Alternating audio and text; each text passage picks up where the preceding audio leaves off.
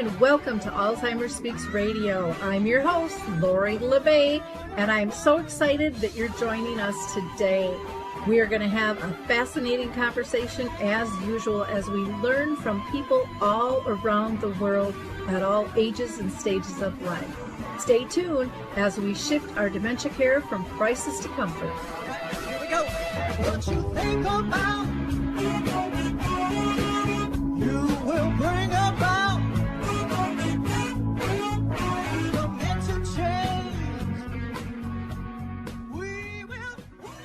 Hi, everyone, and welcome to Alzheimer Speaks. I'm thrilled you're going to join us today. We are going to be talking about how to age better, how to age well today. And we have a wonderful guest, Christine Smith, who is just full of energy and passion on this topic. But before I go there, I just want to do a little bit of housekeeping. First of all, for any of you that are new, Alzheimer Speaks is about sound information, not just sound bites. We like to have real conversations with real people in the trenches that are actually doing something about the needs of our communities.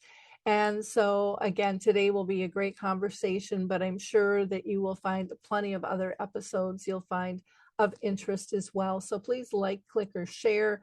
We really appreciate that. More people need this information. There are so many different shows, services, products, and tools that are available, and we need people to know where to be able to find them. I'd also encourage you to go to our website, alzheimerspeaks.com. We have a ton of free resources there, so don't forget about checking that out. And from there, you'll be able to go to Dementia Map, which is our global resource directory as well.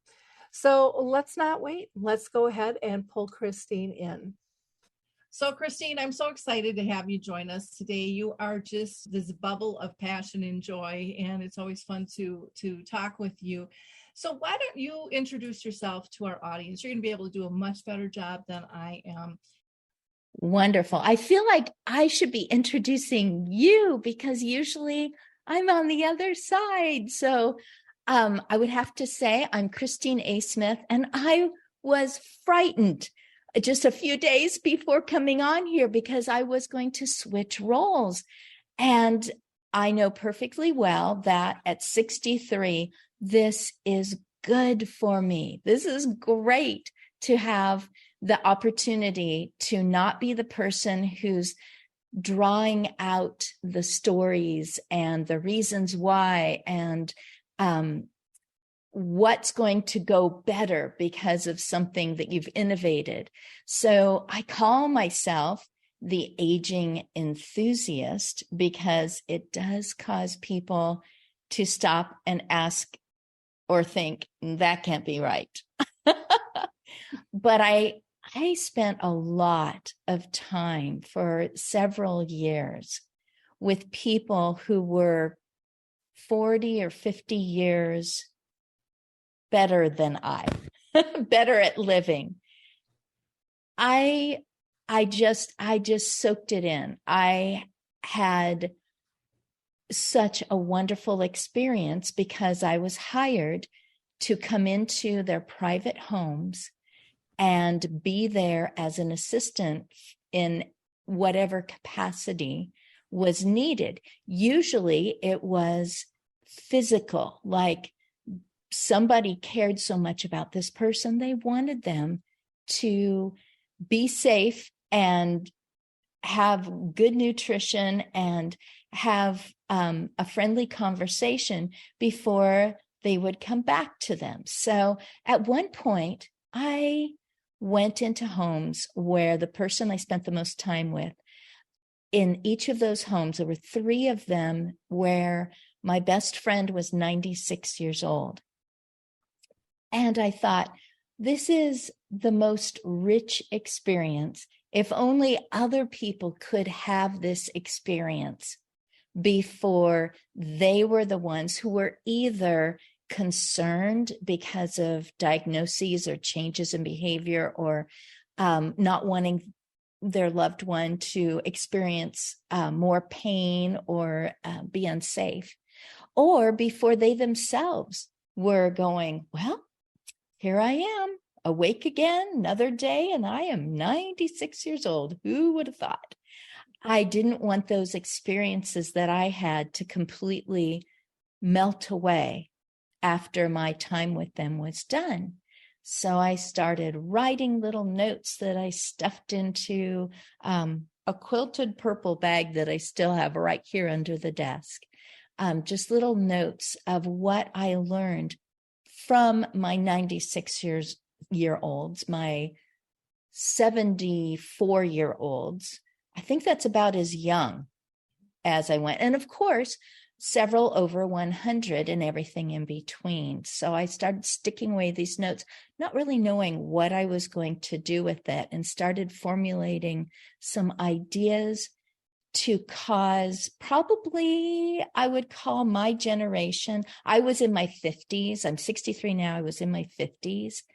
And if I was going to call my demographic or my decade something, I would call them the reluctant generation, because they were reluctant to even talk about the aging stuff. Unpleasant conversation. Let's not go into that, because it's just trouble and it's sad and it's expensive and I don't want it to, And I had an opposite reaction, because I was seeing people who I guess had done all the roller skating ahead of time through the 70s and the 80s, and they were at this point. And just the most wonderful things were important. And we hear that a lot about people who are at a particular age, that they're just going, I'm just glad. And I'll tell you one little thing about me. I did serve in some communities that had hallways, but everyone lived independently here and there in the hallway. And sometimes being a caregiver or, hired assistant, I usually called myself an assistant when I was freelancing. I would maybe sleep on a cot nearby through the night in one of these private apartments. In the morning, I would see people coming out of their apartments, and there was just this joy. They were just so glad to see their neighbors. They were on their way to breakfast. They were headed out with a friend or a loved one. They were just so glad to see each other. And at this moment, I live in an apartment building with interior hallways, and I'm glad to see my neighbors. And I'm like, I know what that's like. I know if they've had some difficulties, on a less personal level. I know if they just came back from somewhere and they just said, hey, if the packages are piling up, can you pull them in? And I just enjoy seeing them. I thought, hey, I've kind of come around to that kind of an imitation of that future moment when you're just glad that you woke up, and you're really glad that the people who are your peers, that they woke up too, and that you have another day together, maybe not so rush. So in short, I was a classroom teacher. I am a mom, starting with littles. Our 3 children are ours by adoption, so they were very tiny. That's usually one of the first questions. How old were they when you got to start momming?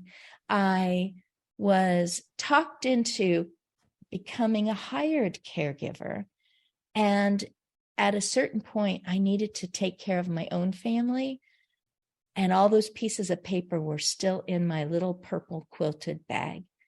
And my husband said, so you want to do a seminar in a senior center, and that's fine.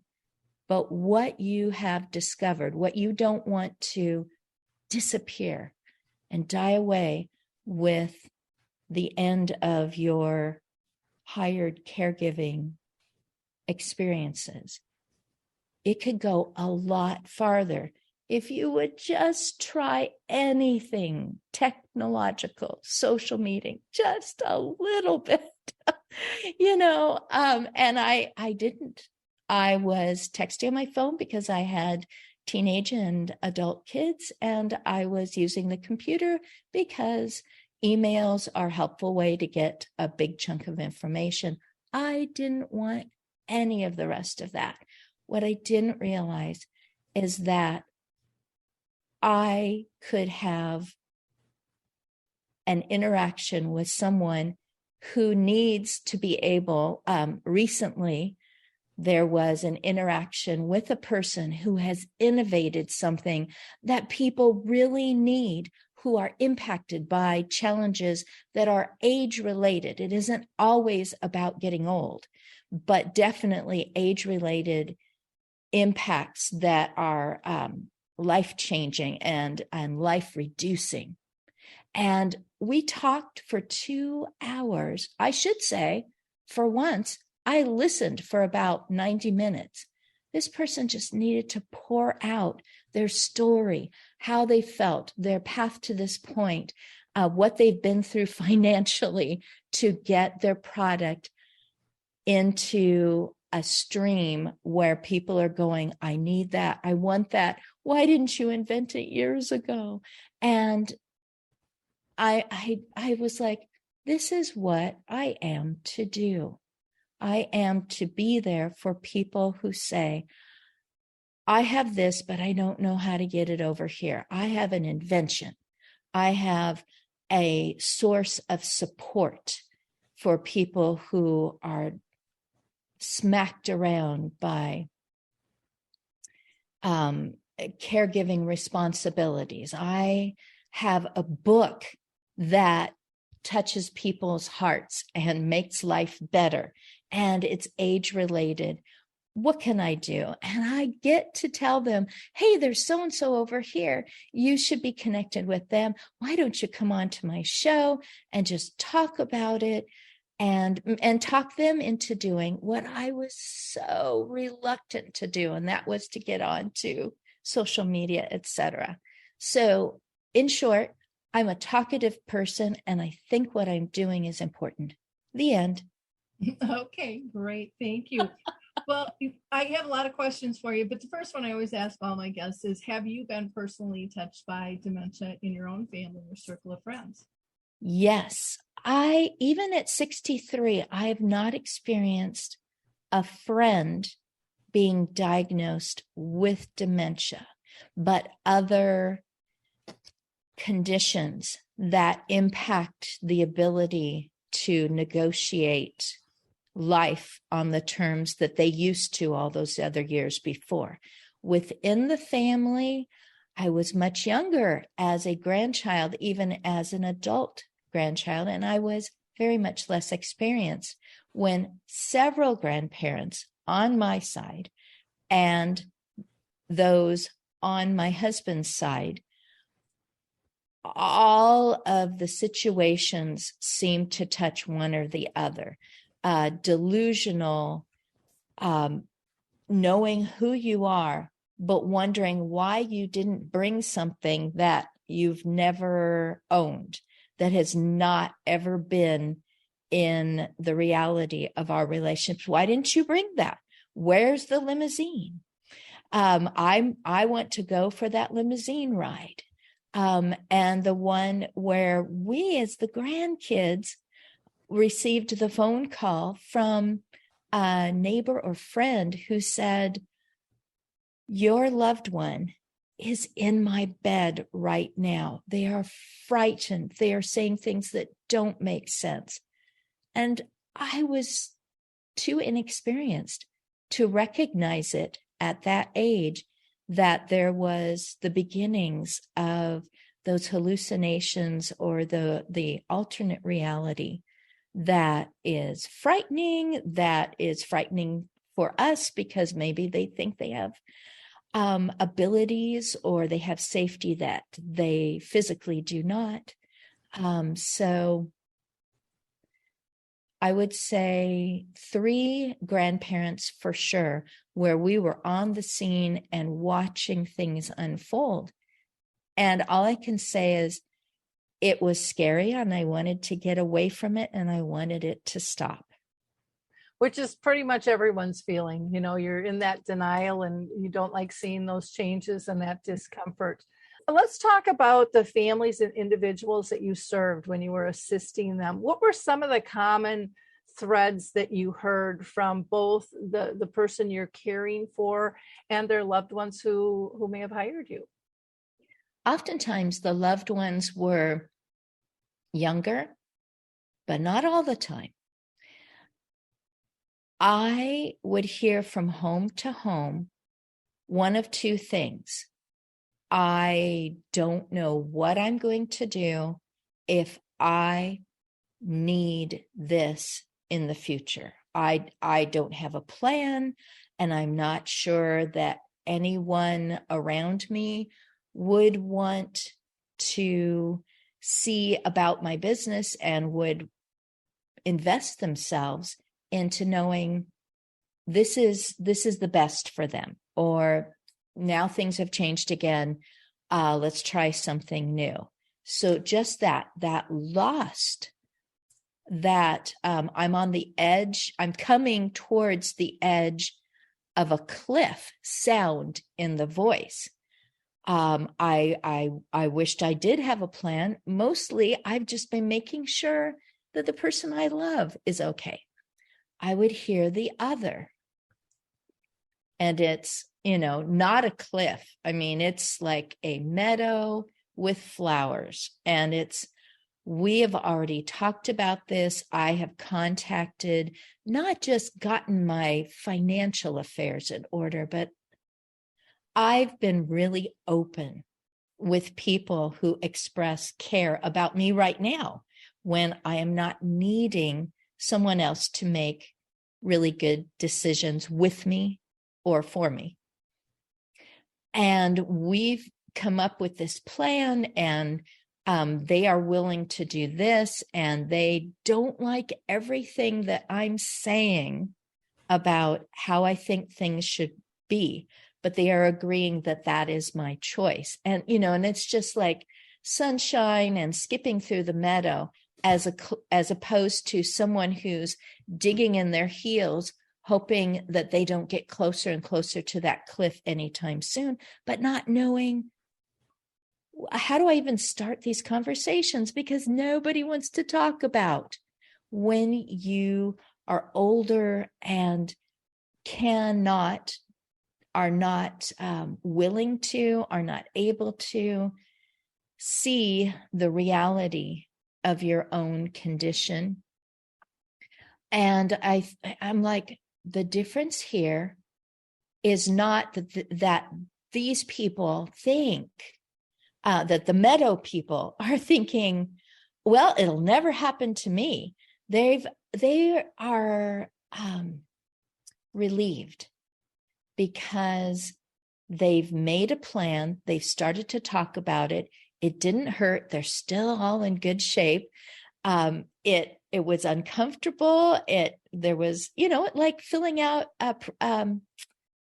a directive. Oh, goodness. If you were going into surgery and you have to fill out one of those things, that's an uncomfortable moment. But once it's done, it's done. And I just thought, if I could just help people to get to that point early and go, okay, that wasn't too painful. I did talk about the things that our culture says, just keep, taking those supplements and you will never suffer from any of the challenges of aging.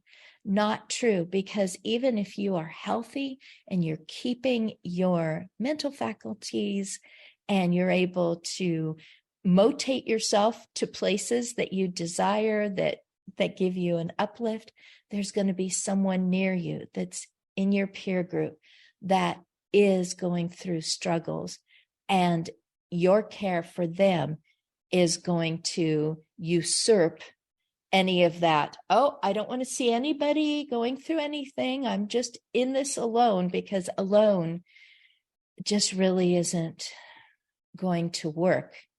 And the reason why is that somebody else is going to look in on your life situation and go, that person needs help and I am going to help them. And they're going to do it on their terms. If there was a third group, that was the one that I saw, was someone else stepping in going, Mm-mm.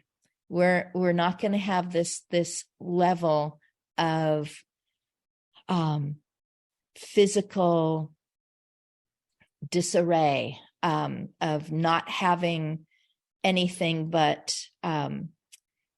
food in the fridge that has turned moldy. That's not going to happen to you anymore. So that person in those situations, the person that I'm serving, didn't have their say ahead of time, how, when they want someone to step in, how they want to reach out to someone. So I got to see that. As far as the people that I actually served, and some of them truly just hired me. I heard by word of mouth, and I want you to assist in this way.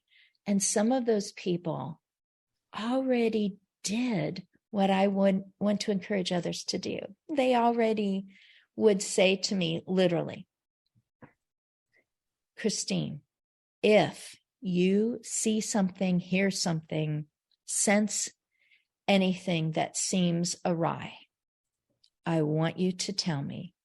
And I intend to react, that I trust you. I think that you are accurate, that you're saying it for my own benefit. If my reaction is, who are you and why are you talking to me? Then you have my permission to contact someone else. And I'm like, wow, that's so mature. Of course, they were mature in age, but that is such a mindset that must have started while their own parents and maybe grandparents were starting into changes that were concerning to someone else. And yes, I did serve people. They didn't say, who are you? Why are you here? They said, there's no reason for you to be here. I do not agree with the people who hired me. I don't want you here. And it was my opportunity to be diplomatic and negotiate and tell the truth, that I'm here so that they will give you a break on the interrogations of, did you take, have you done, is that bruise from another fall that you're not telling us about? Those things. I'm here to be the buffer. And in most situations, that worked. And I ended up with another friend. Yeah. Well, and I think a lot of times being that third party, that outside party, it's easier to talk to you than it is directly when you have all the family dynamics that exist and the emotions of, if you're talking about the planning for the end, everyone always assumes that's right around the corner. But I always talk about it as just being smart living. And we all want control over our life, but then we kind of like let it go towards the end because we're afraid of the end. And it's like, well, we weren't afraid of coming into the world. We shouldn't be afraid of exiting it either, is my philosophy. But I grew up in a household where my mom, she used to get scolded for taking us to funerals and wakes as children, because others would say they're too young, they don't need to know about this. And my mom would always say, I want them in the beginning and I want them in the end. They need to live life fully and know everyone is going to die at some point. I mean, that is just part of life. And some will have a real peaceful journey, others won't. That's just kind of the ups and downs of life. But they need to be here to support not only those that are ill and going to pass, but the family and friends around them as well. And so she just always ingrained that in us. So I appreciate what you're saying, and the kind of the different categories of thought process that people go right through. One of the things I wanted to ask you, you talked about this a little bit in the beginning on kind of how you morph from kind of being a private care assistant for people and doing those one-on-ones to really becoming a public figure now on LinkedIn, and really trying to raise the profile and personality and products of what can support us in aging. Was there like one turning point for you other than your husband going, please, please, please, just try some technology? The first time that I put myself on a camera had nothing to do. I don't know if this is a recommendation. It's just what happened. Had nothing to do with aging, longevity, care, economy, caregiving. It was a group of people that I stuck them in a spot, possibly a pedestal, but more that they were all business people. What business do I have coming onto the screen with them? And I was told, when you enter into this, we'll just call it a mastermind, you need to tell about your business. Like, I'm out. Okay, there's so many reasons why I'm not going to show up. So one of the things that you sent before this recording is that just talk, which I agree with. In fact, I've recorded people for a radio station just asking them things, but I kept coaching them on just tell me. Just tell me why, or just tell me how did that make you feel, and don't worry about making your speech that is going to convince people that you have something for real. We need that elevator speech. That's what we're told all the time, concise it down into, one or two short sentences. And it's hard when your umbrella is large. And again, there's nothing wrong with elevator speeches. I know people do it all the time, but part of, I think, what you and I do is we aren't about sound bites. We're about sound information, and that takes longer. Exactly. Thus the 90 minutes earlier this week with a person who just needed to talk about the journey and the times when they were discouraged and the times when it was like, okay, this has all been worth it just because of that person's reaction to now I feel better because of your product. So you asked, and what I did was I came shaking onto the camera with my piece of paper and read what I was about, which makes an audience not feel comfortable too. So after that experience, there was another experience. I'm guessing if there's anyone who's familiar with All's authors, it would be Lori LeBay. Oh, okay, yeah. Good. Oh, good. Wonderful group. I discovered them. I found them because of a LinkedIn post. Of course, I didn't have any algorithm because I was coming from nowhere, but I must have put Alzheimer's somewhere and up they popped. And I said to my husband, you are an Amazon influencer, therefore you get to do shows that are within Amazon parameters. Could we do something for All's authors? Because I read a challenge that said, I heard a challenge from a gal who puts out, little life enhancement moments. She said, what is your business giving? You can say, oh, we donate to this and whatever, but what if your business could donate? What would if it could stand up and speak for itself, what would it do? And I thought, well, that's a curious thing. And I thought, oh, well, right now we both have the ability to be on a camera. What if I use my fingers to talk really nicely to these people who volunteer to vet books that have been written on the subject in some way about Alzheimer's, but they're not textbooks. They are, more memoirs and more. This is this is how I handled things. And I thought it was rather clever. So I'm sharing it with you because it worked sometimes, So I remember saying, who would you like to be on there? We can have up to this many people. And they had to Zoom with me to go, what's your underlying, what's the agenda here? And it's like, it's Giving Tuesday coming up. And I would like to give you time to say what you are about. And we can do it for up to 2 hours. And we can, have you advertise anything that is also for sale on Amazon. So gave them these parameters. They're like, okay, she seems trustworthy, which I'm used to gaining the trust of people as I come into homes anyway, or elsewhere. So that was my chance to see someone on the screen, and we were live, and someone on the screen kind of did the, okay, and I said, it's just us. Just go ahead and tell us.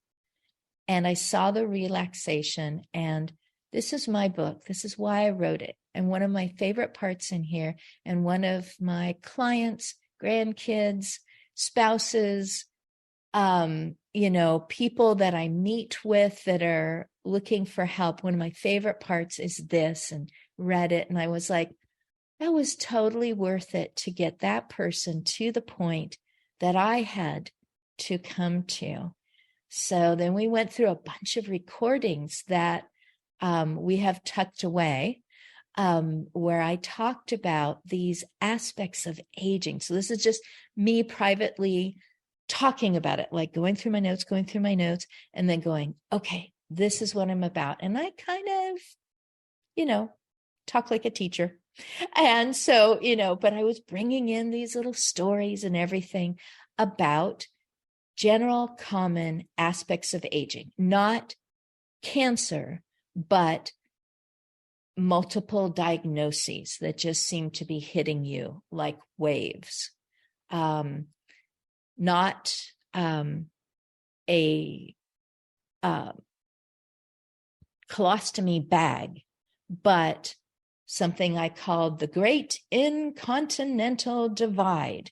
It's just everything about the healthiness and the unhealthiness of getting rid of the stuff that was not an issue when you were younger, but now it's toilet talk, So just these general things. And I talked about them, and I gave examples, and I asked them,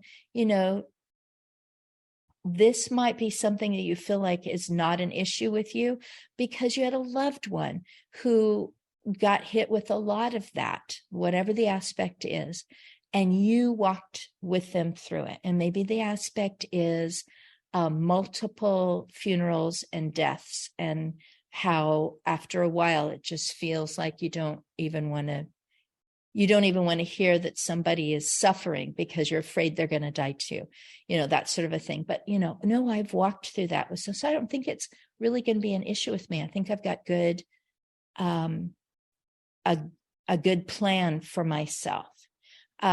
Or you just think that is the worst. It's like, if there's one thing I can't handle, it's multiple deaths and going to bedsides and being, brought in for the last moments and, coming up with memorial speeches. Like, I just want to run away from all that. I don't want to smell the inside of a hospital ever again. The worst case, or not worst, but a worst case scenario. And then for someone else who, I call it a better case scenario, you might be hearing or experiencing something and you think, you know what? I see myself thriving in that. I see myself helping other people through it. I feel like I've got a whole team of people around me. I've got a support system that isn't going to look at me and go, oh, we're really uncomfortable with your discomfort with that. But it's like, nope, we're there for you. You can come, you can vent. We're not going to judge you. We're here for you. I've got a therapist. I've got a Stephen minister. I've got barista who will all listen to me no matter what. I actually think that if that comes my way, I'll be like, it's not going to be my favorite thing in the world, but I am going to thrive in that. I'm probably going to start a nonprofit. That sort of a thing. Well, approaching people that way caused them to go, I've never thought of that I should approach the challenges of aging with, who's going to be my team? What am I going to have documented so that things will happen on my terms when I'm reluctant or unable, or I'm just emotionally gripped and I can't really think right then. What have I done legally? What have I written down so that my grandkids can go, or grandkids, my legacy, people who look at and listen to things that I've recorded, that they'll go, that's what she's about. Yes, this is happening now, but that's really who she is. And just the relief going, my goodness, I have prepared.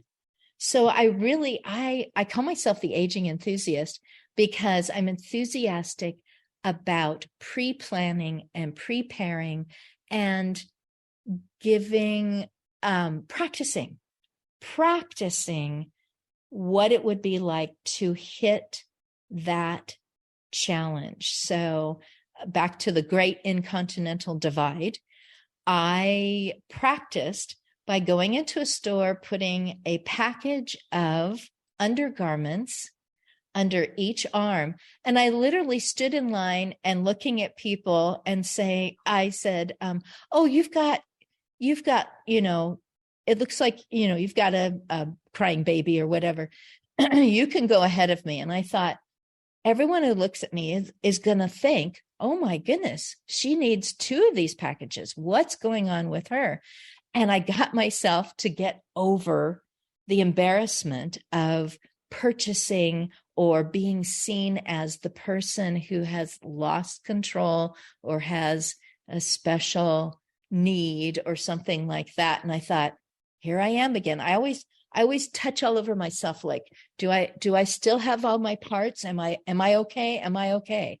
And it's like, if I practice ahead of time, if I've actually documented, written some things down, if I've communicated, used my words, said the things, answered questions. Oh my goodness, what are they going to ask me that I'm not going to be sure about the answer? I'm not in the crisis yet, or my loved one isn't in a crisis right this moment. So here I am practicing. And boy, I have to say, my kids are used to it. They're used to me talking ahead, and they're coming up with ideas of what they want to ask me about now. So that's probably much more than you asked me. Well, I can't believe how fast time is flying. We've only got about 15 minutes left, and I've got several questions left to ask you. I want to talk about, you mentioned about your live streaming, and but what's the convergence project that you're working on? Again, Scott says, you love going to conferences. You should have one, and you should have it in 2024. Well, I'm about pre-planning and preparing and practicing. So I am doing the right thing this fall, October 6, 7, 8, and 9. So the evening of the 6th and the morning of the 9th, and then the 2 days, Saturday and Sunday in between. And I've just reached out to these people who have been on my live stream, most of them local, so that they don't have to travel far, so it won't be a big problem for them. But it turns out people who are not local would like to come too. I've asked those people, would you speak either in front of a large group or be the curator of a collaboration in a small group setting here in Independence, Oregon? I will try to set this up as best I can. I welcome ideas. In fact, one person who started the first Gero conference, gerontology aging conference at Oregon State University, her first question on LinkedIn was, do you need a team? Mm-hmm. And I'm hoping that that will convert into a lot of advice. But I've asked them to talk about it. And I have this whole rotation going on of large groups rotating through speakers, and then the smaller, more casual conversations happening. And they're on topic. They know what it's going to be about. They know whether it's going to be the president of the Oregon Pain Science Alliance. And someone might say, "Ooh, I am there," because the suffering is to a point where I need to hear some alternatives. And I don't know what they're going to say, but I'm desperate. I'm open to it. And then someone else, it's going to be Alzheimer's, and someone else, it's going to be making your home ADA ready. I'm excited. And I'm excited. Of course I am. But the people that I've been talking with are saying, so you don't have like what we're supposed to say. I'm like, just tell them what you have, so that they know you exist, so they know options exist. Tell them why you started to do it, so that they have a feeling of, this was important to you like it is important to me.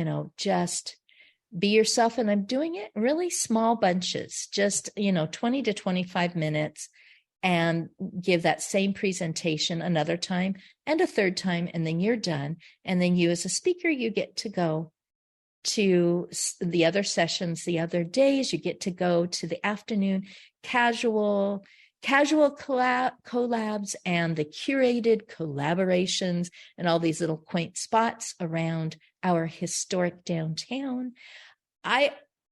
What's going to happen is that people are going to say, "Ooh, next year, could you, wouldn't it be great if, make sure that you," and I just get to write and have this proof of concept that people really do want to come together and know about the challenges and hear the options, hear the solutions, know that there's support.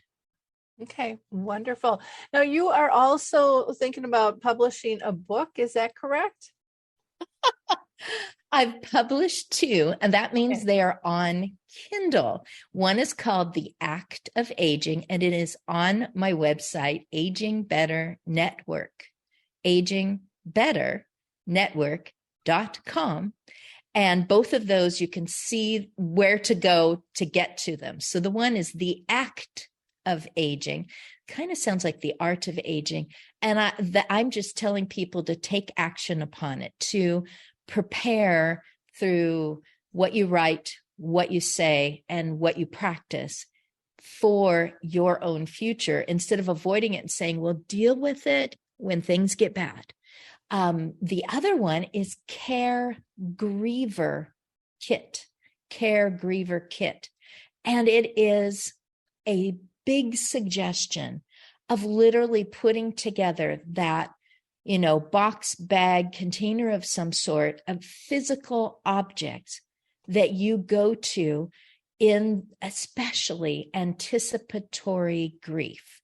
Mm-hmm. You know that someone is on hospice. You know that you are going to grieve again sometime, or maybe you don't know it, but people have told you. Anniversaries and holidays and smells and a car going by is just going to send you into a time gone by and a person who has left. And so here is your kit. You have something you literally put your hands on and go, this is the self-care that I need to do, because it's not selfish, because Christopher Smith said in his newsletter that you cannot pour from an empty cup. and you want to pour out on others. You want to pour yourself into projects or things that are important, but my cup is empty. So I'm going to go into here and get out those items that I know speak my language. And it might even just be a gift card for yourself to go somewhere and do something. And it might be a photograph that you get to just reminisce over. It could be a lot of objects, and that's Caregiver Kit. The one that I haven't released, but a few people have the manuscript, just a big old workbook. It's 52 general and very typical aspects of aging that come toward you as the birthdays are coming towards you, and what to do about that. The better case scenario, the worst case scenario, I think this is a non-issue. Communicating with others, making sure something is recorded, written on a screen, on a flash drive, some device you've recorded about how strongly you feel if this is something that I'm going to be experiencing in the future. And of course, the practicing. And I've been advised to squish that down into something that's bite-sized pieces. And I've also been encouraged to create it into a curriculum so that high schools can offer languages, the arts, extracurricular activities, and gerontology. Everything from caregiving to longevity to why we think that people who have lived a long time are wise. And so I've got a lot of different directions to go with that. But Russ Johns said in an interview with Liz Lawless, he says, your word for 2023 is publish. So two are published. They're ready. You can look at them anytime. The Caregiver Kit, or not even just Caregiver Kit. It's self-care. It also has a dementia aspect written into it, because that is another kind of grieving, another kind of loss, another kind of, this one's really hitting hard today. Wonderful. Well, gosh, this has been a great conversation. What in closing would you like to say? I'm sure we've missed something. You're doing so many different aspects. What else would you like to talk about quickly before we close the show? I have talked people into doing exactly what you talked me into doing. I've talked people into sharing about something that often goes a little deeper than just, I have a product, I saw a need, I mapped a gap, and I built a bridge. I've asked them to come in, and they tell me at the end, when we're done, it's not being recorded anymore. And everybody's like, phew, and relaxed and laughing and talking over each other. And they're just like, I didn't know that I was going to say that. And they don't regret it. So if I was going to say something to someone, if you feel like I'm going to approach so-and-so and I'm probably going to regret it, maybe it's not going to turn out well when you say, hey, person who's aging before me, hey, person who's aging behind me, hey, person that I'm in the same demographic. This is really important to me to talk about something that you're going to be uncomfortable with. But I'm just asking you for your patience and your love. And if you can't understand it and you don't agree with it, I'm just going to ask you to take a mature step forward to kind of let me know that I'm not making a mistake by entrusting just some information with you. Just, talk them into it. I mean, if they walk away from you, then maybe they're not the one to talk to. But if you let them know it's that important to me, they are probably going to stop and give you your full focus. And I'm so grateful to all the people who have stopped and given their full focus on Aging Better Network. And thank you very much, Lori. Thanks for talking me into being on the other side. I'm glad you were with us. In wrapping up, again, Christine, thank you so much for what you're doing and kind of conquering your fears in terms of trying something different and being open. I'm one where I personally have taken 2 words and kicked them to the curb. One is failure, because I think it's just a lesson learned to do something in a better fashion. And the other one is perfection. I don't think it exists. I think it's something that society has put out there that we are supposed to, uphold. And I think every single person is perfect in their own fashion. And it's embracing the difference of all of us and what we can learn from one another.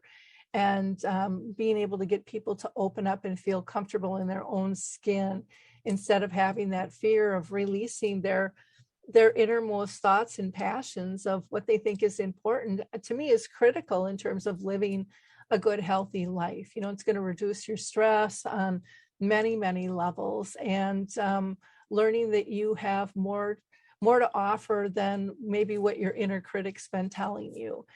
In the world, we get a lot of that beat up thought of, no, who are you? What do you know? You're not an expert. You don't have a degree. Well, you don't have to have good ideas. We all have good ideas, but they're not going to travel and they're not going to spread if they're not heard, and we want other people to be able to take that information. So again, thank you for what you do on your Aging Better Network, and people can reach out to you, just go to agingbetternetwork.com. I always like to ask our listeners again to like, click, and share these episodes. Again, this is about getting information out to others so that they have options. So I look at you when you do that as being a giver of hope. Give people options, give them hope. It takes little time, costs you no money, but it's a powerful, powerful thing that you're doing in terms of being part of that human network that we all are. It's hard for people to be able to know where to go, especially when they're in denial or uncomfortable. They don't search as deep for what is out there. And so having these comfortable conversations, I think, is real important. People can also email you. You have your live streams that are replayed that they can see through your website. You are on LinkedIn. You are on YouTube. We talked about your event. I would imagine that's posted on your website as well, where they can link through on that. And then again, you've got your Kindle books that we mentioned. So again, thank you for your time today, your expertise, and just your compassionate soul that's willing to share with people. I really appreciate it.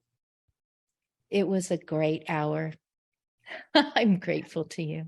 Thank you. And in wrapping up, I'll just say too, please feel free to go to Alzheimer Speaks, check out all of our free educational resources. They're there for a reason. We want you to tap into them. We want you to share them. There's no cost and there's a ton of variety there. So I'm sure you'll find something that will help you or help someone that's in need dealing with dementia. Oh, and she's holding up Betty the Bald Chicken. Yes, you can also access Betty the Bald Chicken lessons in how to care, or you can go and order that through Amazon as well, or Barnes and Noble, or any of your other favorite bookstores. So thank you, Christine. Appreciate it. We'll see you guys all later. Bye now. Hey everybody, Jared Sebesti here, host of Retire Repurposed. This podcast is dedicated to help people transition into fulfilling and purposeful retirements. Retirement is a big life change. In fact, the 2 most dangerous years of a person's life are the year they were born and the year they retire.